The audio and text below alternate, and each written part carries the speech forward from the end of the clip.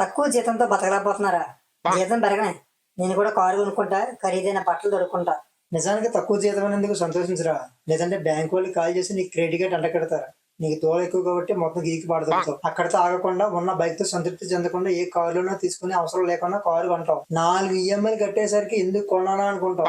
ఎందుకంటే అది మైలేజ్ ఇవ్వదు కాబట్టి. నీ కారు నీకన్నా నీ ఫ్రెండ్స్ ఫ్యామిలీ మెంబర్స్ వాడతారు. ఎందుకంటే ఆయిల్ కొట్టించలేక నువ్వు పక్కన పెడతావు కాబట్టి. పక్కన ఎందుకు పెడతావంటే కారు తీయకపోతే షెడ్కి వెళ్ళిపోద్ది కాబట్టి. మెయింటెనెన్స్ ఎక్కువ అవుద్ది కాబట్టి వాడుకోవడానికి వాళ్ళకి వీళ్ళకి ఇస్తావు నీ కారుకి. ఆ తర్వాత కారు నా కోసం కొన్నానా వీళ్ళ కోసం కొన్నానా అని ఆలోచనలో పడతావు. అందులో నువ్వు తిరిగిందే లేదు, బొక్క లేదు. ఈ ఫ్రస్ట్రేషన్ లో నువ్వు పని సరిగా చేయకపోతే ఉన్న ఒక జాబు దొబ్బుద్ది. ఆ తర్వాత ఫైనాన్స్ వాడు నీ కారు ఎత్తుకుపోతాడు. ఈ మాత్రం దానికి జీతం పెరగలేదని బాధపడడం అవసరమా? అంటే జీతం పెంచుకోవడం మంచిది కాదా?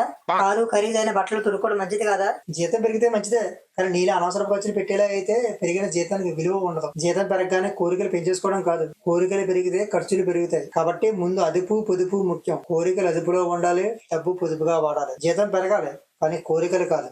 అదే అసలు సంపద.